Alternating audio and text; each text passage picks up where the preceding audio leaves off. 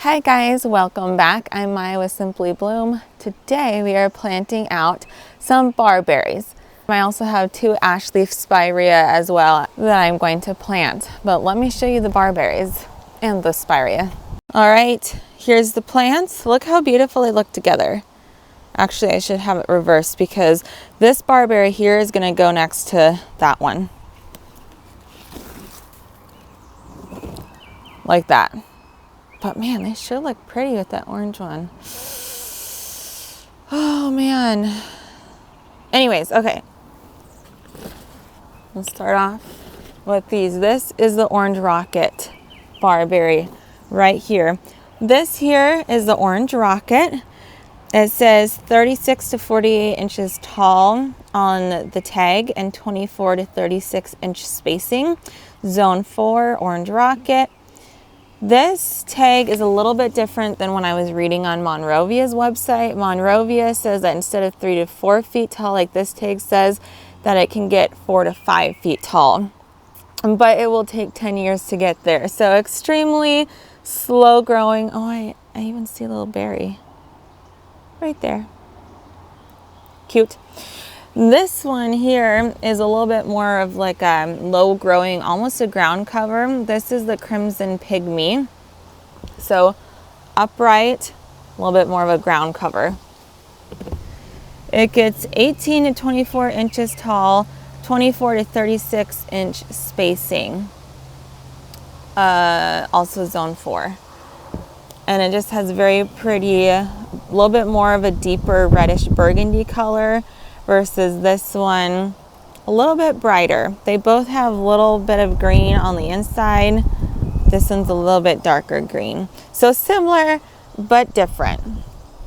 And then right here, we have an ash leaf spirea. This is the matcha ball ash leaf spirea. It gets 2 to 3 feet tall, 3 to 4 feet wide. So my idea was I already have another pygmy, Crimson Pygmy on one side of my flower bed. And then I want to plant this one on the other side right next to these ash leaf spireas. I should probably just show you.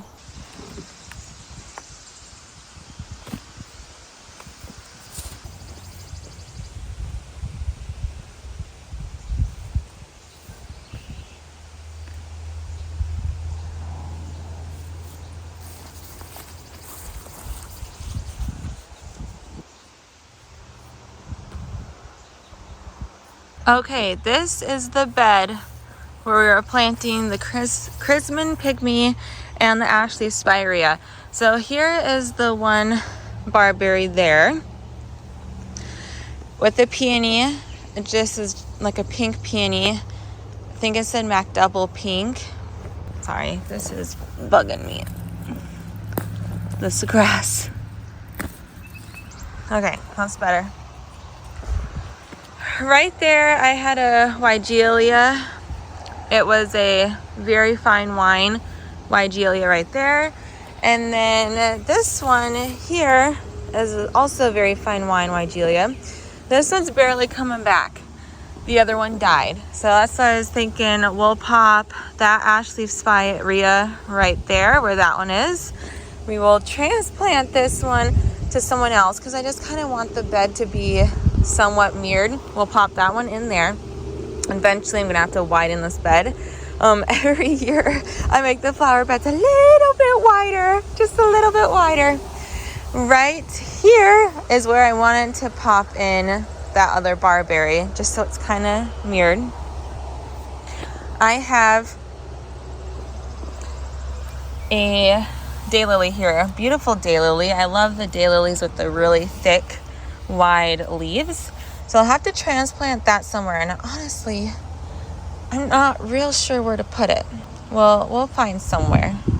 But otherwise, this bed is coming along really nicely. The inside there looks like a hot mess because of all the daffodil and tulip foliage. I'm just gonna give it a couple weeks to soak in the sun before I cut it back. Although They're underneath the lilacs, so they're really not going to get much sun.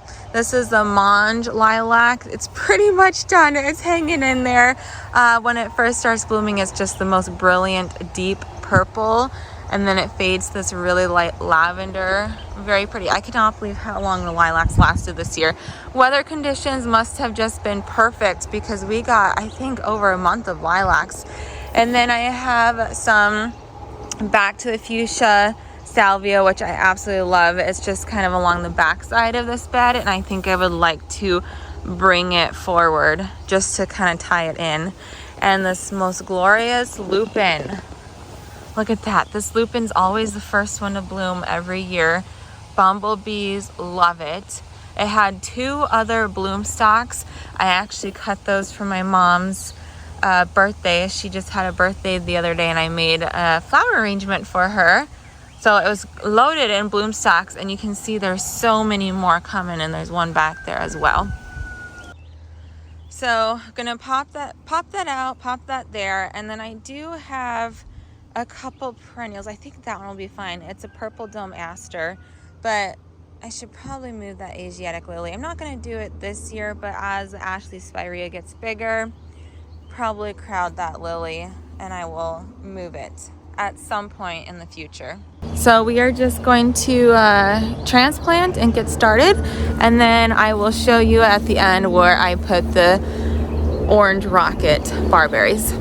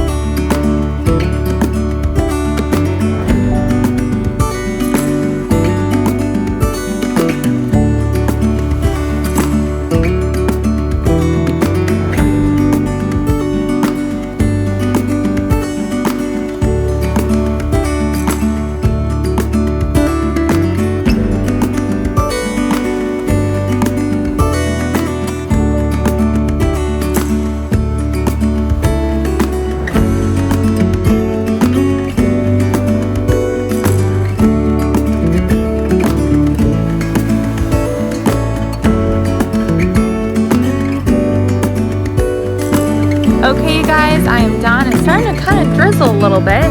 I will take, you're getting so dry. We've had so much rain in the last 24 hours. It's been wonderful, but let me show you what I did.